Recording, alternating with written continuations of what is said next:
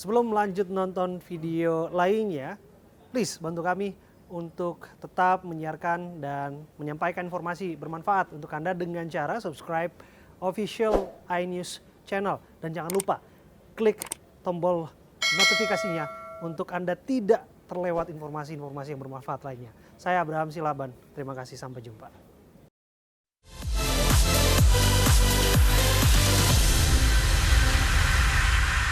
Pemirsa, di tengah upaya mengatasi pandemi corona, sektor usaha kian mengalami kesulitan. Sejumlah perusahaan terpaksa merumahkan karyawannya, sehingga kesulitan ekonomi bagi para korban PHK tidak terelakkan.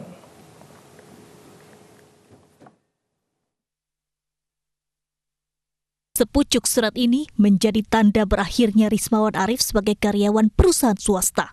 Di tengah ancaman kesehatan akan bahaya corona, ia semakin tidak berdaya saat perusahaan merumahkannya. Pandemi ini dikarenakan finansial kantor mungkin agak goncang, maka dari itu pengurangan karyawan termasuk saya inilah yang menjadi korban dari PHK. Nyari pekerjaan di luar juga susah. Sekarang masih menganggur, masih menjalani kegiatan ya di rumah saja lah. Hal serupa juga menimpa Susan Marjohan yang telah merantau di ibu kota selama 4 tahun. Ia terpaksa menerima nasib pemutusan hubungan kerja karena perusahaannya terdampak akibat pandemi corona. Gelombang pemutusan kerja beberapa waktu terakhir menciptakan duka bagi para karyawan. Meski tidak berdaya, korban pemutusan hubungan kerja mencoba bertahan hidup dengan tetap berusaha. Seperti di Klaten, Jawa Tengah, para pekerja pabrik yang dirumahkan mencoba bangkit dengan beralih profesi menjadi pembuat masker karena mereka umumnya memiliki keahlian menjahit dan desain kain. 40 penjahit yang ada di rumah-rumah yang sekarang ini adalah semuanya dari pabrik. Jadi dari pabrik yang diliburkan sampai dengan batas waktu yang ditentukan, mereka kesini mau menjahitkan. Lantas, bagaimana caranya agar masyarakat bangkit dan bertahan, khususnya bagi mereka yang mengalami kesulitan ekonomi dan kehilangan pekerjaan? Tim Liputan iNews melaporkan. Lalu bagaimana tips untuk bangkit dari keterpurukan akibat wabah corona? Kita langsung bergabung dengan Bang Sandiaga Uno. Bang Sandi, selamat siang Bang. Apa kabar Bang? Assalamualaikum warahmatullahi wabarakatuh. Apa kabar Bang Wilson? Salam sejahtera, selamat siang. Selamat siang Bang Sandi. Bang Sandi, saat ini kondisi kita tengah seperti ini. Sebagian warga kehilangan pekerjaan dan pemasukannya juga berkurang. Bagaimana kita tetap bisa bertahan di tengah kondisi seperti ini Bang Sandi? Ya, pertama ini kondisi yang sangat memprihatinkan kita dan tentunya pada saat ini kita harus tentunya bersabar, kita mengikuti anjuran pemerintah dan kita berkolaborasi juga karena pemerintah sedang mengeksekusi kebijakan untuk membantu saudara-saudara kita yang ada di lapisan masyarakat terbawah ekonominya, mudah-mudahan tepat sasaran dan tepat manfaat sehingga bisa mengurangi beban. Tapi kita sendiri, terutama masyarakat yang masih diberikan kecukupan, harus membantu ketahanan masyarakat ini dengan berbudaya. Tentunya budaya kita terbaik adalah gotong royong dan kita saling membantu, saling peduli di tengah krisis kesehatan. Berbeda dengan krisis-krisis sebelumnya, Bung Wilson, ini adalah krisis kesehatan yang juga ada dampak sangat-sangat signifikan di krisis sosial dan krisis ekonomi. Jadi saya pernah mengalami krisis tahun 97-98 di mana saya juga di PHK. Pada saat itu tidak ada krisis kesehatan dan justru pada saat itu terjadilah satu perubahan secara, kalau kita sebut, gempa tektonik ekonomi. Tapi kali ini tektonik ekonominya juga disusul oleh vulkanik kesehatan. Nah ini support sistem kita harus kita kedepankan, kita bantu saudara-saudara kita. Pertama dari segi kesehatan, keselamatannya, dan tentunya kita juga harus bantu dari ekonominya.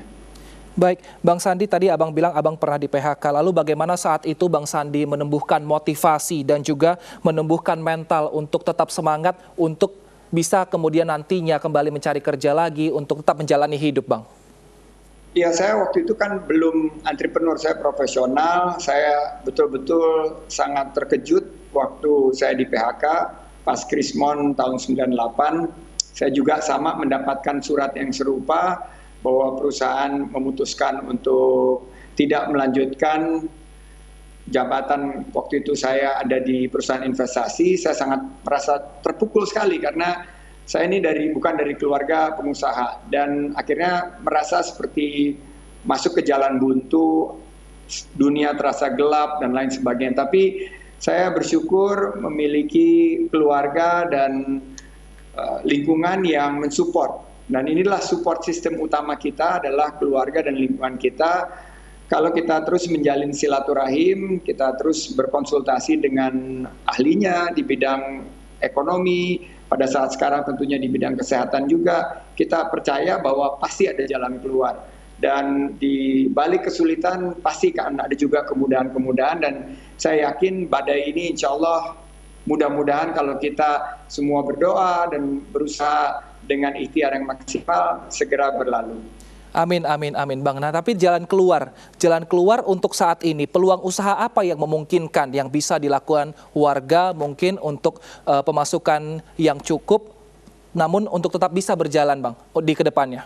Ya, pertama-tama ini kalau kita lihat kan sekarang keadaan ekonomi, likuiditas tidak ada, masyarakat kekurangan dana tunai, pemerintah akan datang dengan paket, mudah-mudahan bantuan itu segera datang. Tapi sebelum datang kita melihat justru ada situasi realita baru, yaitu yang disebut sebagai new normal. Dan setiap krisis pasti ada peluang. Dan kalau kita lihat sektor-sektor industri yang turun, manufaktur turun, pariwisata turun, retail turun, juga ada restoran-restoran yang harus merumahkan pegawainya, harus tutup, hiburan juga harus menepi dulu di tengah badai ini, tapi ada beberapa sektor yang justru malah booming. Nah kita lihat sektor pangan, baik itu yang olahan, kalau kita bisa mensuplai keluarga-keluarga sekarang yang harus ada di rumah menghadapi virus corona ini, kita mendapatkan kesempatan menggabungkan antara teknologi digital dan industri pangan, industri penyedia bukan hanya pangan tapi juga peningkatan imunitas tubuh kita. Vitamin habis sekarang, jahe merah habis. Kita lihat juga jamu-jamu mendapatkan satu limpahan permintaan yang luar biasa. Juga dari segi medis, sekarang apapun yang berkaitan dengan alat pelindung diri, masker, ini sampai UMKM punya produk-produk yang bisa dipasarkan dan ini merupakan satu peluang. Terakhir, industri digital nih, industri yang karena kita sekarang work from home, webcam habis, speaker maupun juga mikrofon dan lain sebagainya juga habis. Dan inilah bagaimana kita harus mampu untuk beradaptasi. Kalau kita tidak punya produknya, mungkin kita bisa jadi resellernya. Kalau kita tidak punya bisnis tersebut, mungkin kita bisa berkolaborasi dengan yang punya peluang tersebut dan kita membantu dengan pemasarannya maupun aspek bisnis lainnya. Nah, Bang Sandi, pemerintah juga mengeluarkan kebijakan untuk meringankan warga yang terdampak COVID-19, diantaranya mengeluarkan kartu prakerja dan juga nantinya akan memberikan insentif. Bagaimana warga memanfaatkan ini untuk bisa bertahan, Bang, di kondisi seperti ini? Ya, tentunya pemerintah, ya kita harus apresiasi meluncurkan kartu prakerja yang sebetulnya didesain pada saat kondisi normal tahun lalu. Tapi sekarang harus beradaptasi karena dengan COVID-19 dan dengan virus corona ini kita harus pastikan bahwa program ini teraplikasi dengan baik dan tepat sasaran, tepat manfaat. Dan dalam konteks pandemi ini kekiniannya dari segi bagaimana masyarakat yang kehilangan pekerjaan mendapatkan skill dan juga mendapatkan uang di kantong dan di dompet mereka. Karena ini adalah kunci. Masyarakat yang diminta untuk di rumah saja mesti dipastikan memiliki bantuan dari segi keuangan mereka maupun juga ketersediaan bahan-bahan keseharian maupun bahan pokok mereka. Bukan hanya dengan harga yang stabil dan terjangkau, tapi juga suplainya, pasokannya diamankan. Nah, terus kita juga harus ukur dampak dan respon publik secara efektif. Ini baru diluncurkan, masih ada kesempatan berkali-kali untuk memperbaikinya. Karena paket ini tidak akan berhenti di sini. Beberapa negara akan meluncurkan paket-paket yang berkesinambungan dan memperbaiki paket-paket sebelumnya. Saya yakin kalau kita punya satu tim respon kebijakan yang handal, kita akan mampu menggunakan kartu prakerja ini untuk meringankan beban masyarakat yang khususnya ada di kelas ekonomi terbawah. Baik Bang Sandi, kita bersimulasi sedikit bagaimana jika kita sudah terkena PHK. Pasti ada tabungan sedikit, lalu kemudian kita dapat dana dari insentif pemerintah, dari kartu prakerja. Lalu mungkin kita bisa memanfaatkan usaha-usaha tadi seperti membuat jamu untuk menambah penghasilan. Bagaimana mengelola dana ini Bang, agar berkecukupan hingga beberapa bulan ke depan? Karena kita tidak tahu COVID ini sampai berapa lama akan ada di Indonesia. Pertama, fundamentalnya adalah cash is king. Yaitu dana tunai itu harus dieman-eman, harus kita jaga, kita kelola dengan baik. Karena pada saat sekarang kita harus lakukan penjadwalan ulang terhadap biaya-biaya, penjadwalan ulang terhadap tagihan-tagihan. Pemerintah sudah memberikan keleluasaan untuk kita menunda pembayaran cicilan, mungkin juga pembayaran listrik. Kita menunggu juga mungkin perusahaan-perusahaan telekomunikasi memberikan insentif karena kita bekerja atau belajar dari rumah juga dari segi kuota-kuotanya. Nah, waktu saya di PHK tahun 98, pertama mantap, yaitu makan tabungan. Tapi setelah mantap ini mungkin 1-2 bulan, berikutnya adalah manset, yaitu makan hasil jualan aset. Jadi kita mulai menjual aset-aset yang ada. Dan sembari menunggu bahwa kita bisa menangkap peluang baru, kita juga bisa call atau phone family and friend, yaitu kita manjam, makan pinjaman dari saudara-saudara kita. Oleh karena itu kita harus survive through ecosystem. Kita harus bertahan melalui jejaring silaturahim kita. Pada saat ini, di balik setiap silaturahim saya percaya akan ada rezekinya masing-masing. Bertahan di badai yang sekarang lagi mendera bukan hanya Indonesia tapi dunia ini adalah memperkuat silaturahim dan ekosistem kita. Kita yakinkan bahwa momen ini adalah momen kita untuk introspeksi, refleksi, juga kita bisa meningkatkan investasi kita kepada pengetahuan dan skill kita. Temukan peluang-peluang baru, pasar-pasar baru, dan saya yakin setelah krisis ini berakhir akan banyak peluang. Hari-hari tercerah itu biasanya kita dapatkan setelah badai berlalu. Jadi saya titip untuk semua teman-teman yang sekarang ada di rumah untuk tetap optimis. Kita yakin dan kita dukung langkah-langkah pemerintah. Sudah saatnya kita jangan terpecah belah. Kuncinya saya minta Bung Wilson untuk terus memberikan fakta-fakta yang transparan. Fakta-fakta ini yang akurat akan justru malah mempersatukan kita. Justru akan mengklarifikasikan keadaan sekarang secara jujur kepada masyarakat, dan fakta seperti yang diberikan oleh iNews ini akhirnya insya Allah bisa menemukan jalan keluar kita daripada krisis yang kita hadapi hari ini. Amin. Baik, terima kasih banyak Bang Sandi telah bergabung bersama kami atas ilmunya, atas tips-tipsnya, dan tetap jaga kesehatan Bang Sandi. Jaga kesehatan Bung Wilson, stay home, stay safe. Baik, terima kasih Bang Sandi. Pemirsa, kita ke informasi berikutnya di mana seorang pasien COVID-19 di RSUD Kota Banjar, Jawa Barat mendapat kejutan di hari ulang tahunnya. Suasana haru terasa saat sejumlah perawat rumah sakit memberikan kado ulang tahun berupa kue kepada pasien.